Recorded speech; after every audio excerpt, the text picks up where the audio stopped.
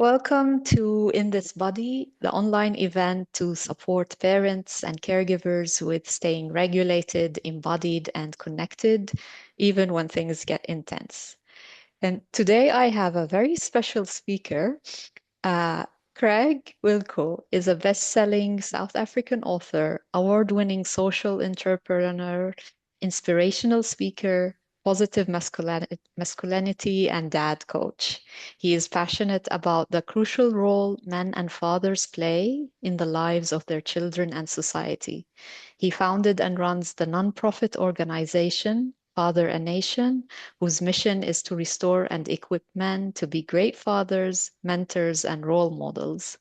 For his work with men in communities, Craig received the GQ South African Humanitarian Man of the Year award in 2019. I am so honored to have you here, Craig. Uh, Thank you so much for being part of this.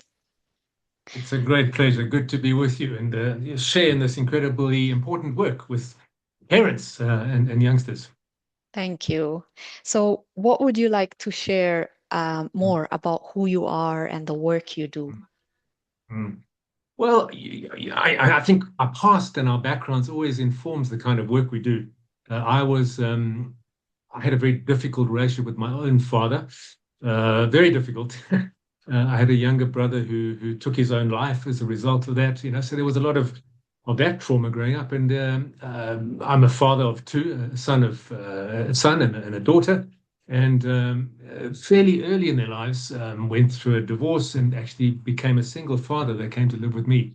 So my journey of being a dad, a single dad, and just seeing the incredible importance of fatherhood and how absent it is in the world. Generally mothers are present, but fathers are often very absent, and we're seeing a crisis in masculinity around the world. And so many films and movies and stories are based on, for girls and boys, the father wound, the drug addicts and the promiscuous, and it all often goes back to that father wound. And so I became very passionate about the role of fathers, and wrote my first book called Dad, How to Be the Father Your Children Need.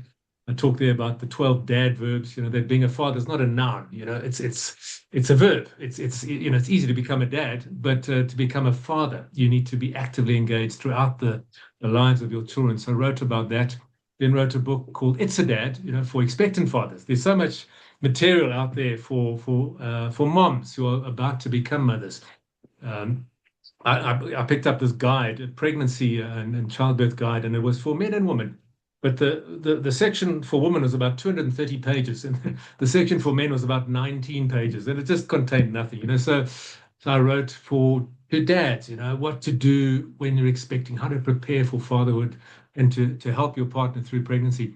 And then wrote a book on gender-based violence, which is very prevalent in our nation, masculinity gone wrong.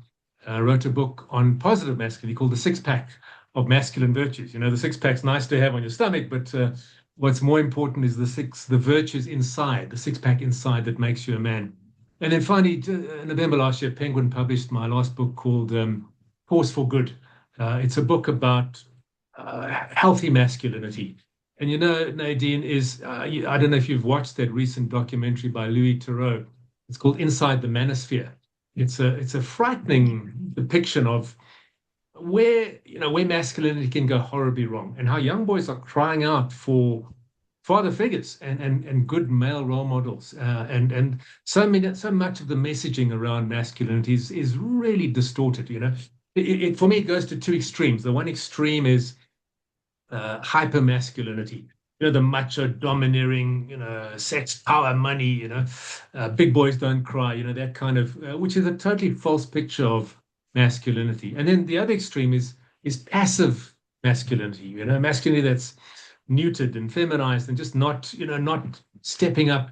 And both of those are such a distortion of masculinity. Masculinity needs to be strong and resilient and take responsibility, but also to be caring and nurturing and loving. I call it the warrior and the lover. And so that book, in fact, I've got a copy right here. This Force for Good is all about the power and the need for healthy masculinity. So I started an organization in South Africa called Father a Nation. It's a non-profit organization, and we have a very troubled history, and we have a huge amount of unemployment, and we have a tremendous amount of fatherlessness. And so, Father Nation, we work with men in communities around South Africa, schools, colleges, universities, and also, grassroots communities, just taking men through a healing process, and then also teaching and training, being the voice of the father they never had, teaching them about positive, healthy masculinity and fatherhood. So, in a nutshell, that's what we're all about. Wow, yeah. And it's like very important work. Um, I'm a mom of four boys, to be Oh, honest, and wow, wow. like being aware of how much the differences between boys' needs versus girls' needs, and how, Yeah. as you were saying, that healthy role model of the masculine is Yes, absent sometimes very in much lots so. of Yeah, communities. Yeah, yes. yeah. I often say to boys and girls need both mothers and fathers, and for different reasons. I can't teach my daughter how to be a woman, because I don't know. I don't know what it means to experience the hormones and the emotions of a woman. By the same token, my wife can't teach my son how to be a man. She can teach him 80% of what he needs to know in life, how to be a good person, a good human being, compassionate love. But when it comes to modeling masculinity, he relies on a man. And I think young boys look to older men to model it, just as a young girl looks to an older woman to model what it means to be a powerful, strong, gracious woman. And that's why that masculine and feminine, as you say, are so different but so beautifully complementary. We co-create. We co-create, and when that works well, the world works well. Yes, yes. We need both working We together, need both. complementing each other. Yeah, Equally important. Yeah. yeah, yeah. So let's speak more into the role that fathers play in raising responsible kids, especially responsible young adults and teens. Right. Right. Well, I mean, let's talk about boys and then girls, because I think the role of a dad and a mother, as we said, are equally important. But if you look at the role of a father, there comes a time, let's talk about a boy. The first few years of a boy's life, well, the boy starts his life inside the mother's womb. So that bond and that nurturing is just, I mean, life-giving.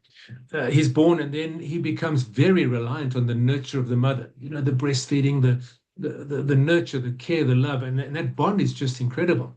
But as he grows, he needs more and more the father to step up and step in. There comes a point in a boy's life. I mean, there's so many beautiful videos circulating now about boys, just wild, just crazy, nuts, doing crazy things. And that's when a father needs to step in. And many, many things that a father needs to do for his son. Number one is big question on a boy's heart and a man's heart. And so many men grow up without having this question answered. Is this question of, do I have what it takes? Am I enough? Am I strong enough, big enough, fast enough, cool enough, sexy enough, and then rich enough? All these things. And a lot of the distortion in masculine behavior comes from men feeling a sense of inadequacy. I'm not enough.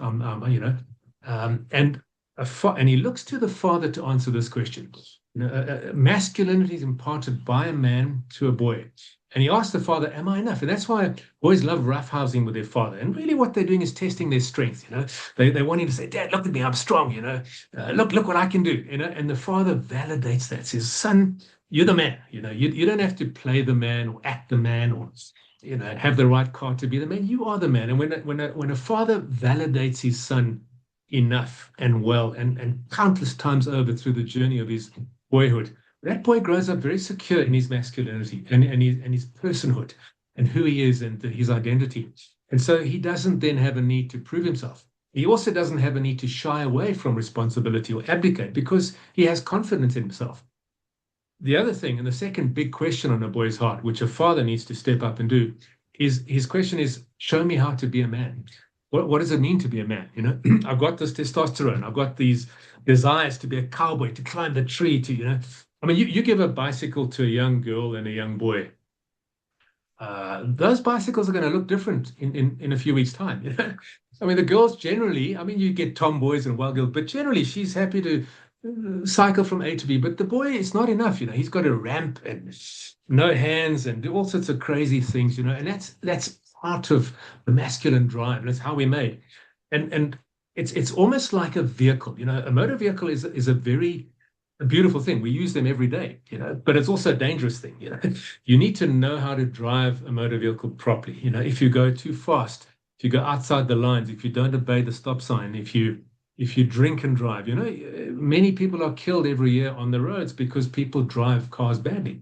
Masculinity is very much the same. It's a beautiful gift, but it can also be dangerous if it's misused. And to drive a car, you need someone who knows how to drive a car, who teach you how to drive a car. Masculinity, you need someone who knows how to use masculinity well. When a woman says no, it's no. That's the stop sign.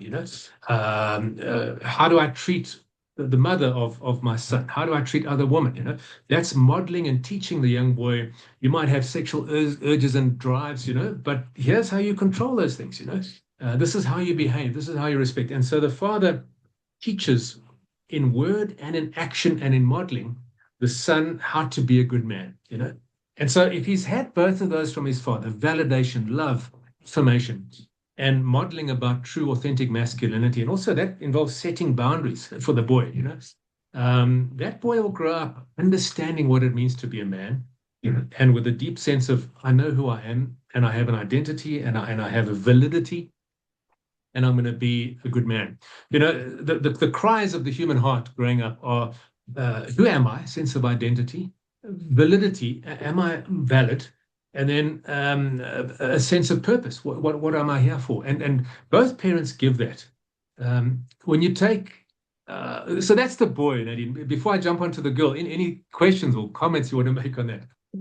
It's totally true, and I can see it in my own sons. Mm. My eldest is now almost 19, and like Wow. this urge to like push through. Yes. Okay, I'm Yeah. not gonna follow the rules now. I want to see the Mm. limits. It's Yeah. there Yeah. because it's Yeah. part of the physical build. It is. It Yes, is. yeah. Yeah. Yeah. Yeah. Men are designed to pursue, to pioneer, to protect as well. To set up. You think about, and this is how beautiful. You think about the pregnancy process. During that time, a woman is very vulnerable. I mean, in the wild. Yeah, in the wild, animals don't produce in dangerous conditions or where there's a lack of food because they instinctively they know that this is not. Now, if you take the male and the female, during that vulnerable period, the desire and the need of a woman is to be safe. And really, the man needs to step up and provide that safe spiritual, emotional, economic, physical safety, a container for the woman to do her magic, to do her creation and her nurturing. And so those two energies work so beautifully together. But if you go to the girl, the girl child, I was fortunate to have a boy and a girl. I mean, they now, in fact, I learned last week I'm going to be a grandfather. Can you Ah, believe? congratulations. Oh, thank you. Yeah, my daughter, she's 29 now and has a wonderful partner, and she's pregnant. I teased her. I said, how can you do that? To be pregnant, you need to have sex, but you're my daughter. You're not allowed to do that. I was just teasing her, as a father. But if I look at my relationship with Blythe, my daughter, um, so I'll give you an example. When I used to come home from work, often my son would come running out. He's 32, he's older than her, and wrestle with me and say that.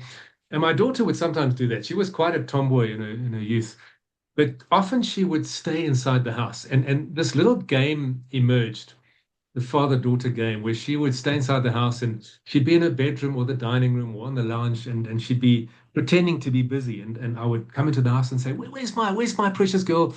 And I'd hear this giggling, and I used to go from room to room and say, oh, she's not there. Where is she? And then she'd get more. And when I walked into the room where she was, she'd be so excited, but she'd kind of act, like she didn't see me. And then I'd say, oh, there's my precious girl. And I realized, Nadine, that what she wanted from her father was for me to pursue her heart.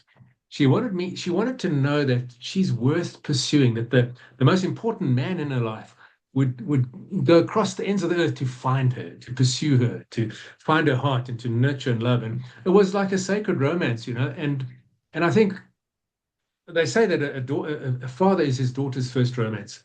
And how you pitch up your purity, your love, the safety, the words you use, the lap of grace, the way you embrace her spiritually, physically, plays a massive role in her understanding of masculinity. Is it safe?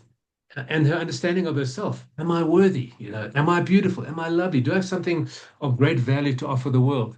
And when a father pursues that heart and nurtures and values and affirms and holds her, not just physically, but in all these different ways, she grows up with a very beautiful understanding of I'm worthy. I'm not gonna just go for the first man that comes along that, I've got standards. You set the bar. And so, both boys and girls from their father need presence.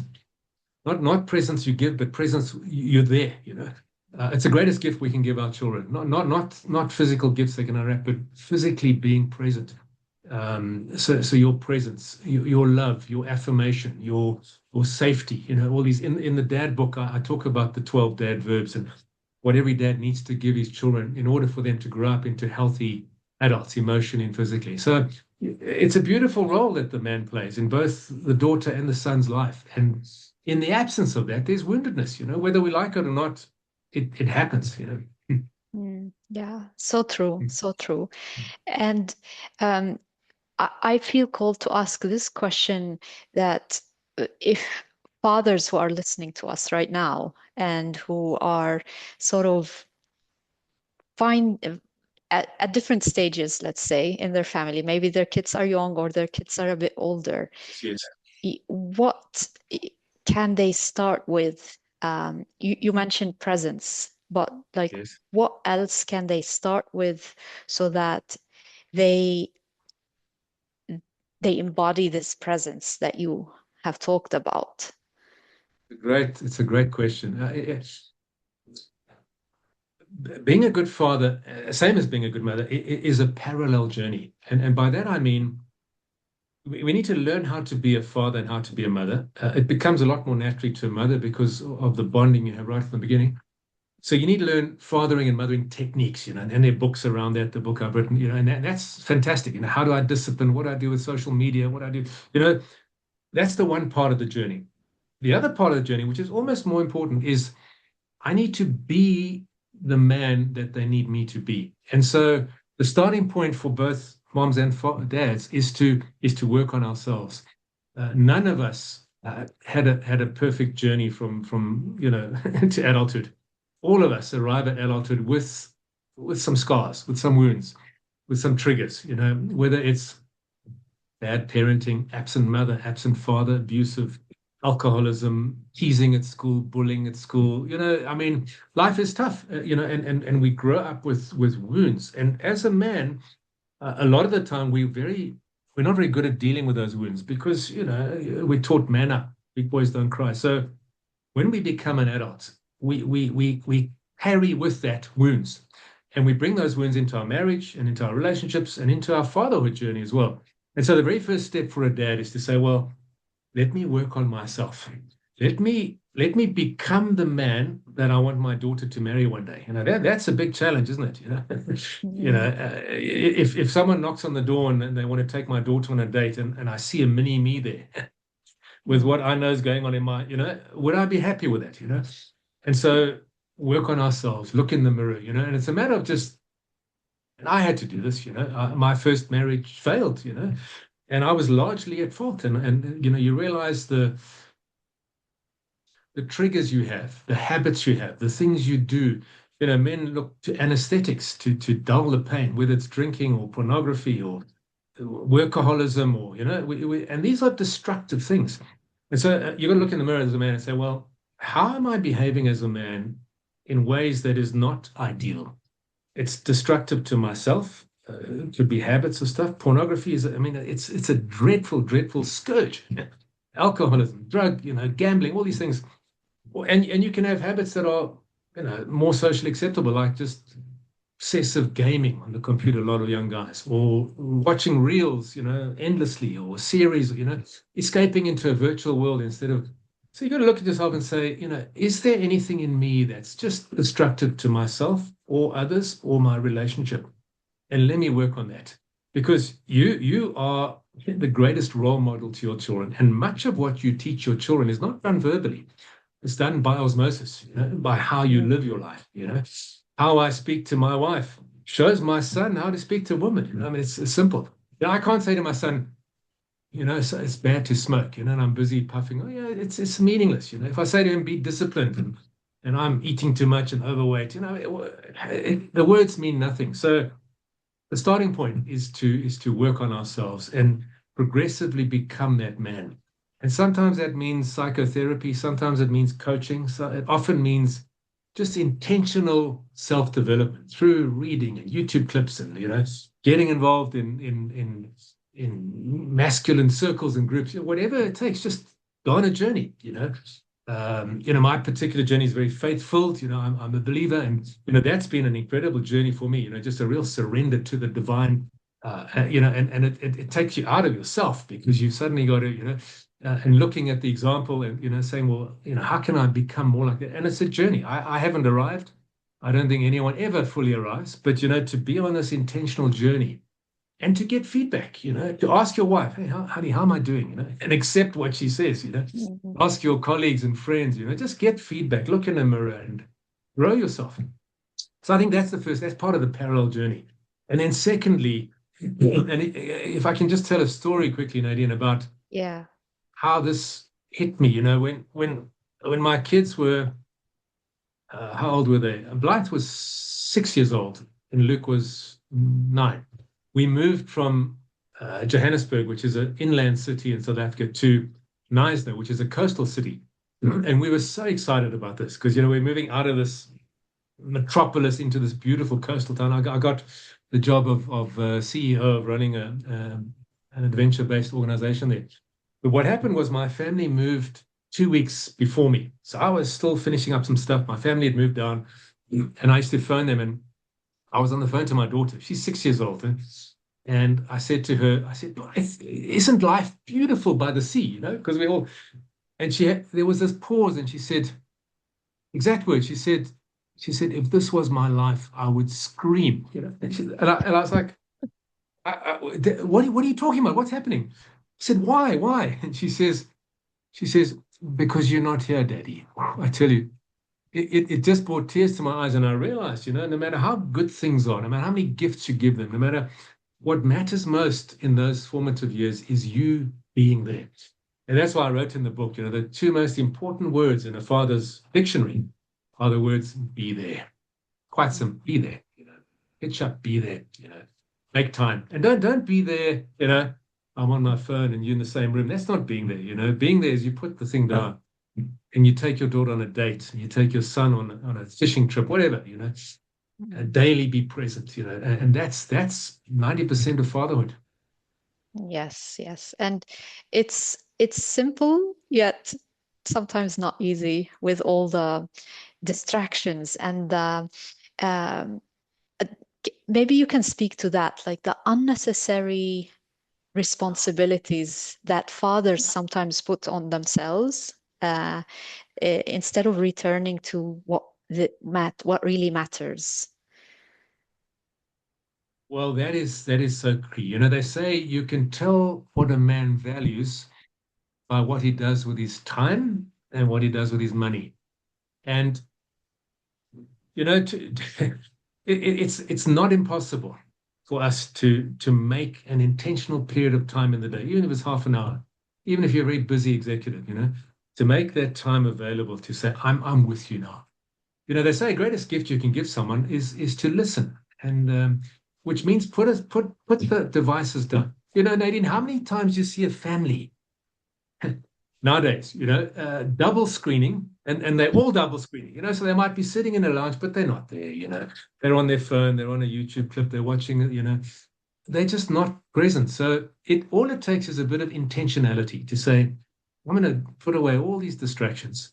And, to be honest with you, I constantly fight that in myself now because, you know, YouTube clips are so addictive, aren't they? I mean, that's so, you can tune into a YouTube clip and it knows what you like to watch. I love sport and I love motivational stuff and various. It knows the algorithm and it shows you the most interesting. And at the moment, I'm obsessed with the Iran war and what's happening in the Middle East. And you can spend hours going down this rabbit hole of just watching stuff, and where does it get you? And it just takes you out of the game. And I think particularly as a parent of younger children, one needs to be so disciplined. Have your hour a day where you watch a series or you check out the news, but then cut that off and say, you know what's so important? Because the window that we have, you know this, your son's now 19, the window that you have to spend with them quickly closes, Mm. and then you think back and think, wow, all those opportunities I missed. And for me, the greatest, there's a concept called quality time, and I think we miscue that. Quality time happens when you're busy spending quantity time. And by that, I mean, if your son, if you say, hey, son, let's sit down and have a good chat. I mean, he shuts down, just like, but if you hang out, whatever you do together, that's when the real magic starts happening, where it's just casual. So you got to be intentional about hanging out. Yes, yes, that's so true. Uh, Keeping it very low key, no Yeah, pressure, no exactly. agenda, just Exactly. playing cards or going for a basketball game, and Yeah, then the real conversations start. It's usually right at absolutely. the end. Yeah, Absolutely. By, yeah. by the way, the same applies to your husband. If you say, honey, I want to have a serious chat, man, the guy's going to flee. Yeah. Yeah, yeah, Uh, yeah. So let's talk. Maybe that's the last question in terms of like how can we have these conversations with our kids around positive masculinity and um, like no gender-based violence. How can we start these conversations? no, it's a good question. I, I think the key is there are two keys, and we talked about them. The number one key is to live right, model the right way. Because, your son takes his cue from how his father treats his mother, how his father speaks to other women, what his father watches and views, and I mean, so you've got to model it. You've got to live it and show it and model it. Number two, as we said just now, the best conversations happen when you're hanging out. If you want to sit down and give your child a lecture, that's not going to work. But if you hang out with them, if you take them to the museum, or if you say, hey, there's a very interesting thing I want to watch together, and you watch it together, you know, allow the conversation to emerge naturally out of your time together, out of what you do together. Some of the best conversations I've ever had with my son is when we went on canoeing and hiking and camping trips. And later on, my daughter too, I took her hiking and camping, just the two of us. The most amazing conversations happened then. You've also got to tune into them, um, because when they're ready, they will raise the issue. You're not going to force it on them. The questions will come up, and if you're sitting around the dinner table having a chat and there are no phones, things are going to come up. Um, so tune into them. And one of the dad verbs for me is to see your children, get them. Know what your daughter's favorite color is. Know what makes your son's heart come alive. And if you tune into them, you're able to. It becomes almost this natural dance. You can see, hey, honey, I see you're not looking. So what's up? Because you're in tune with their moods. You can see what troubles them. You can ask questions of them instead of lecturing them. Ask questions. And sometimes teenagers go through a phase where single word answers. They're not willing to. But you hang back, you hang out, you lead the right life, you love them. These things will come out. Because you are the most trusted, most important people in their lives, only for a short while. And you've got to take advantage of that. Yeah, yeah. It is such a very short while, and it It is. passes so Yeah, quick. Yeah, yeah, yeah, it does. Yeah. yeah. But if you get it right, I'm so privileged. My son is 32. When he turns 30, and they live in New Zealand, both of them now, and I live in South Africa. It's miles apart. When my son was about to turn 30, was the year of the Rugby World Cup. And he phoned me and he said, because we speak on WhatsApp, FaceTime 2, 3 times a week, both of them. And he phoned me and he said, Dad, the most special thing I could do on my 30th birthday is to spend it with you in France watching the World Cup. And so we planned a trip. We went and hired a camper van and we toured France watching some of the matches. And his 30th birthday was spent with his father, just the two of us, cooking some meat in a campsite, and for me, the ultimate reward, he would rather have been with his father than his own friends and peers, and that's so if you manage to get that relationship right, it becomes such a deeply, profoundly beautiful thing that the reward is just incredible, it really is. Yeah, yeah, this is so inspiring. I know you shared some of your books. If you would like to share more resources you have for our Sure, audience sure. that they can look into. Absolutely, yeah. Well, should I post in the notes? I will put the link to your Oh, will website you? Okay, below great. the Well, recording. Yeah, I'll yeah, send those to you. I mean the books yes. are all available on Kindle or on Amazon. There's I mean the two relevant books are this Force for Good and this book Dad, How to Be the Father Your Children Need. And our website also has some there's resources. The Six Pack of Masculine Virtues. It's an online course. There's also the Ultimate Dad course. It's an online course for dads.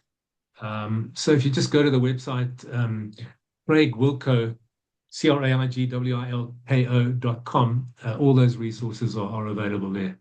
Yeah, yeah. Thank you so much. Great To pleasure. end, like, what's one last thing you want to leave our listeners with? Mm, I think I'd say to them that, you are the most important person in someone's life, and value yourself. Value yourself. I think often moms often feel like they're never doing enough, and they undervalue themselves, particularly when they're doing all the unpaid labor, all the household stuff. And sometimes the dad sweeps in and he, brings gifts and, he feels important. But, for moms and for dads, you're an incredibly valuable human being in so many people's lives. And know that and value that and take care of yourself because, as a parent, I read an interesting statistic the other day. It said that mothers who have children a bit later um, uh, have a very high chance of living long.